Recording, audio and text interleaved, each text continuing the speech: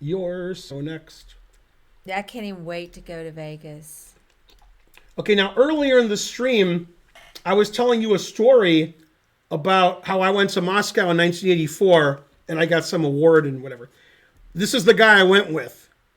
Joe Waxman, he's 2230. I'm 2450. These are USCF ratings. And this was at the 87 US Open, which was in Portland, Oregon. And Arthur Dake is from Oregon, and he was like the special guest of the tournament. I played him in the tournament. Okay, I played Arthur Dake. God damn. Okay, he was old school. Like, he invented school. When he was 4, schools didn't exist. Then when he was 6, they built one for him. Anyway, I played Dake. I have 2 Dake stories. We drew. It was like a 20-move draw. And when the game ended, he looked at me and said, I've played, and he named like world champions. I've played Botvinnik and Alekine and, whatever. He named some world champions. And he said that, and then he got up and left. I thought he was going to say, and you suck compared to them. I thought he'd say something, but there was no and. Just, I played these world champions, bitch, and then he left. Okay. Now, the funniest thing about that, about Dake being there, is they had a banquet in his honor, which somehow I attended, because I don't attend banquets at chess tournaments, but okay, I attended. Okay, I'm 17 years old, by the way. And he's giving a speech, and he says, I'm very happy to be here at the 1977 U.S. Open. Close. He was only 10 years off. Oh, I just misspoke. Yeah.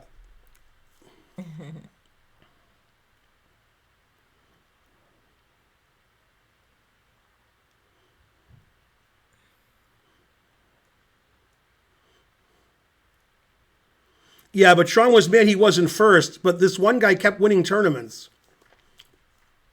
Some unknown guy was just winning every tournament.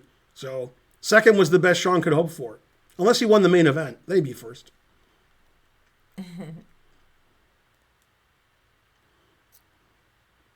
The greatest old man story of all time, and Tony Rich watched this. Tony Rich is playing the Chicago Open. Sitting next to him is Eric Karklins.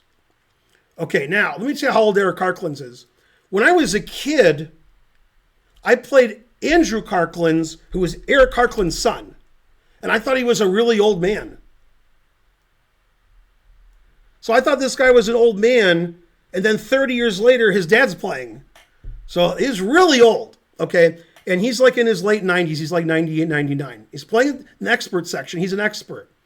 When he walks, he bends all the way over. It's impossible to walk like him. And he walks. He doesn't have any aids. He just walks like all bent over. Okay, so he's playing a guy, and he's playing next to Tony Rich. Tony Rich is playing an expert, and Tony's like a 2000 player. Mm-hmm. Okay, and he's looking over at the game. It's a Carol Khan, and Eric Karklins is white. Eric Karklins sacks his queen and mates the guy brilliantly.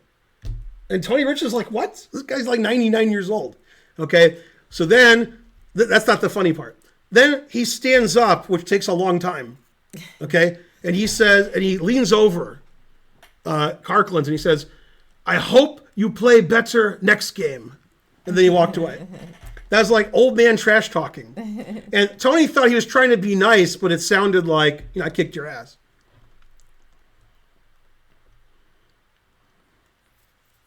All right, I got to make sure I don't miss any Sean D comments. He's blue, right? He's blue because he said it's 2. That was the last thing he said. Desperate for my poker lesson, Sean. She'll have to squeeze you in somehow. All she does is study poker. Yeah, I'll squeeze you in somehow. Well, it's easier to squeeze him in now. He lost some weight. Okay, next game, I'm playing Joey Waxman. This is at the 87 U.S. Open in Portland. Now, I have a funny story about going to Portland. I lived in Columbus, Ohio. I went to Detroit, and we drove there like some guys that I know. I even remember their names, but you don't know who they are. We drove to Portland, and the guy who was driving the car, he wanted to stay at campsites. Okay? And I'm like 17. I'm like, all right, I never stayed at a campsite. So the bathroom's terrible. Everything's terrible. So we're sleeping in the tent, trying to go to sleep, and I asked you one time if you camped out before, and you said no. yeah, I got this out of my mind. This counts. Well, hold on. Let me tell you. Okay. So then we're in the tents, and there's one guy in the car. So one guy's sleeping in the car, and there's like 3 of us in tents. Okay. So I'm sleeping. Well, I'm trying to go to sleep. I can't. And the guy who drives the car is snoring louder than any noise I've ever heard. So I can't sleep. It's really loud snoring. So I knocked on the car, and I went into the car to sleep, and I said, I can't sleep. Closed the door. We're laying there. Me and the other guys, it's like a Suburban or something. And we hear him snoring. We're inside the car, and the tent's like 20 feet away, and he's snoring so loud we can hear him. So I couldn't sleep in the car either. And then we drove back. We stopped at Walla Walla, Washington, and we were in like some store, and I want like a tourist store, and I wanted a shirt that said Walla Walla, Washington, but I couldn't find one. I mean, how do you not sell shirts that say Walla Walla, Washington? It's like from a Bugs Bunny cartoon, but it's true. Hey, what is this chat about the gas pumps quadruple? You can pump your own gas. Correct. And it used to, let me explain. Okay. I'm the world's leading authority on this. In New Jersey and Oregon, you can't pump your own gas. Oh, okay. However, you can now in Oregon. That's what it's saying. Right. They just changed that this year. Yeah. Now New Jersey, you can't pump your own gas, and that's it. I tried to pump my gas in New Jersey, and the guy was yelling at me. I was like, what? He said, no, I have to do that. Yeah. Also, I was in Pennsylvania, in Philadelphia, big city. I go to the grocery store because my friends wanted to get some alcohol. So I'm walking in the store. It's a supermarket. It's got 500 aisles and a million things, and I don't see alcohol. So I said to the guy who works there, where's the alcohol at? And he said, you can't buy alcohol at a store. You have to go to a liquor store. I was like, what? So they don't, I don't know if this is still true, but in Pennsylvania, if you want to buy alcohol, you have to go to an alcohol store. You can't just go to a regular store. Man, some states do that, that's how it is in Alabama? God damn. What? Oh, for liquor. No, even for beer. You couldn't buy beer in the grocery store. Oh, I lost the thread.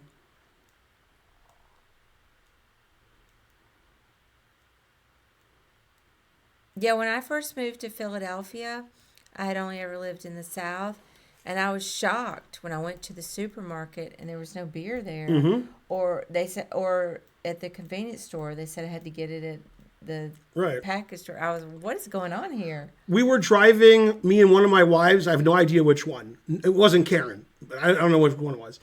And we're at a hotel in Pennsylvania, and we asked where we could buy alcohol at, and they said, this is Dry County. And I'd never heard that term before. And they said, yeah, we don't sell alcohol in this county. Like, you can't have it. Hey, Cave Herman. I'm like, what? What does that even mean? However, now that I know the term, in 2010, maybe 2009, I was at Texas Tech playing in a Spice Cup tournament, and they said this is a dry county, which is weird because it's a college town. There's no alcohol. And then while I was at one of the Spice Cup tournaments, the law changed. And it used to be people had to drive to this one store just outside the county line to get alcohol. Then they didn't. So they allowed it after that. Man, imagine a college town where there's no alcohol. God damn. Yeah, I was in Utah in 1999, and the only way to get alcohol was you had to pay a fee to be a member of a club. And if you were in a restaurant, you had to pay the restaurant money, like $5. Then you joined the restaurant club of that restaurant. Then you could get alcohol.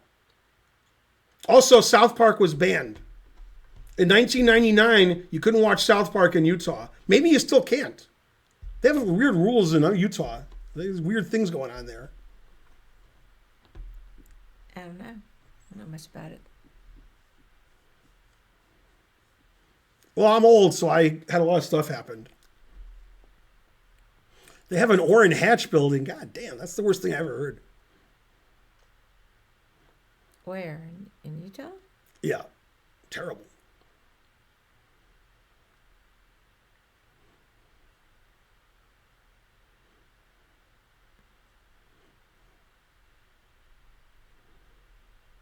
Yeah, C.L. Smith, exactly. Okay, so this is my game from the U.S. Open. I'm higher rated than my opponent by 200 points or so, USCF. And it's the Queen C2 Nimzo. And I've actually shown the end of this game on my stream, but not the whole game. Okay, are any of you familiarized with this position? And if so, why? If you watch my stream a lot, you should know this position. Let's see who gets it first. Yasser, worst answer ever. Yasser does play the Queen C2 Nimzo. Very good, Hank Jan. That's correct. Right, and she had lessons in this position. This is one of the days I taught Dina. Oh, okay. And one day we looked at knight a6, g3, knight c5, bishop g2, knight e4, castles, knight takes, pawn takes, bishop e7, e4, d6, here, rook e1. And this was like a tabia, like a starting position. And then we looked at a lot of games and so forth. Then the next day, or the next time I had a lesson with her, we looked at the move b6. And then castles, bishop b7, knight b5, bishop e4, queen d1, knight b7. You can play a3 or bishop f4, but a3 is probably better. And we looked at this position, then knight c3 usually, bishop c6. And we looked at some games from this position. And then she played e4 every game in Europe. She's played 2 games with white since our lessons, and she's played e4 in both. So she'll play d4 eventually, maybe. Okay, so my opponent didn't play knight a6. He played knight c6, which is less common. a3 takes, bishop g5, and white's slightly better, just slightly.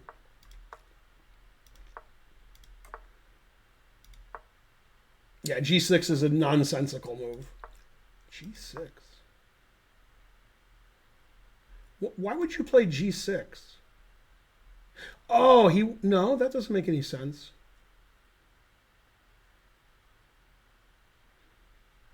I can't understand why somebody would even play g6, like what they were thinking in their head. Or somewhere else. Maybe through their glasses on their head. I don't know. Does anybody have an idea? Good parenting? No? I don't know. Well, this guy's like 2250. He's not like playing joke moves. Okay, this move's no good. The engine hates it. Rook d1, rook c8, b4, a5. I mean, the engine hates a5 because his knight has to go back to some dumb square. Boch. Setting up for the next game. Yeah, the engine says I'm winning already. That was pretty good in 1987, I must say. Like, all my moves are the best moves. So here it says h3 is the best. And then it says bishop takes, pawn takes, bishop takes is +2. Knight a4 is the second best, threatening this. And my move's the third best. Knight e4. Here I come. Okay, now what did he never do here?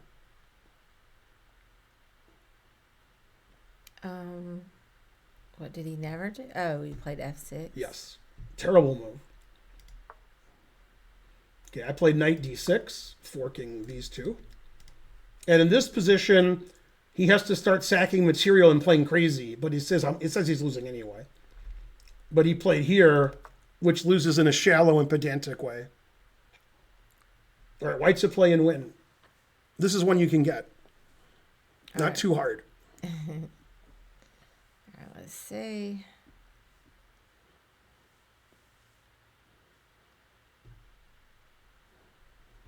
Look at the big brain on Thaddeus. Thaddeus was asking if I take new students, so he may contact you. Okay. He might not. He might just be asking for general information. But usually when people ask, they're interested. Not always.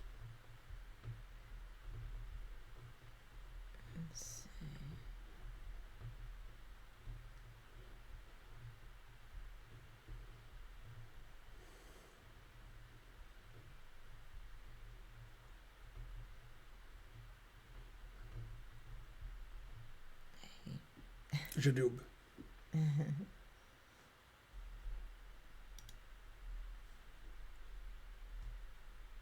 Darn, it seems hard. All right, I'll keep looking.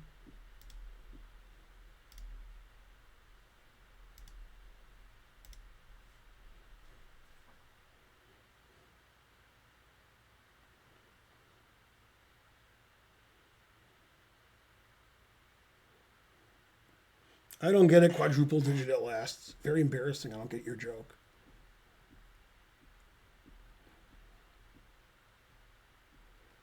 That's okay. Okay.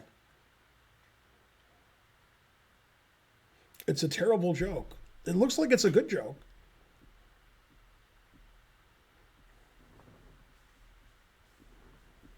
Darn, I don't quite see it. Did Bonarici get it? I don't know. Some people got it. Yeah. I don't know if Bonarici did, but he would. Right up his alley. Okay, because this piece is loose. Yeah. I So saw because the of that, you Discover. have a tactic that wins. Oh, okay. I was looking at that, but I didn't quite see. All your moves are typos, Cave Hermit. Bonarici says he got it. Let's see. What is there?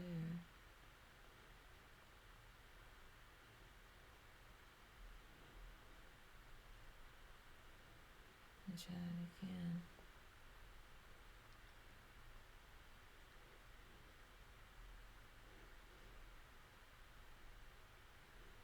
Exactly, Kingpin.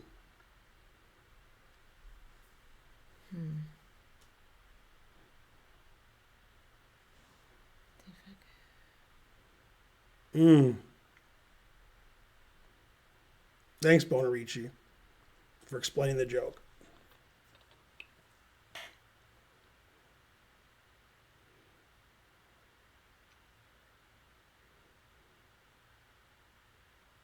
No, that wasn't bad. It wasn't good, but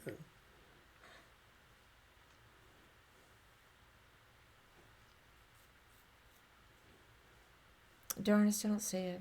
okay. So you take the bishop, and then he resigned. If he takes my knight, Queen E4 forks the two pieces. Okay. So after I took the bishop, he resigned. It says I'm +5. That's good. His knight's good though on B8. Oh snap! Yeah, I used to beat 2200s like they were nothing. Now I draw them like they're nothing. Yes. Darn, I didn't get the tactic. Was Polar running the Spice Cup? Yes. Also, it's Polgar. She still runs the Spice Cup in Metropolitan St. Louis, a.k.a. Clayton. Hey, I saw, speaking of Pokar, wasn't she inducted into the... World Chess Hall of Fame. Yeah. Yes. And because I saw that the Botez sisters were there. Yeah, they're actually streaming from there now, I guess. Oh, I guess not okay. now because I don't see them. But they were. And then Andrea played Eric Rose in a Blitz game outside the chess club, and they recorded it and were streaming it and stuff. It is like the Spice Girls, correct?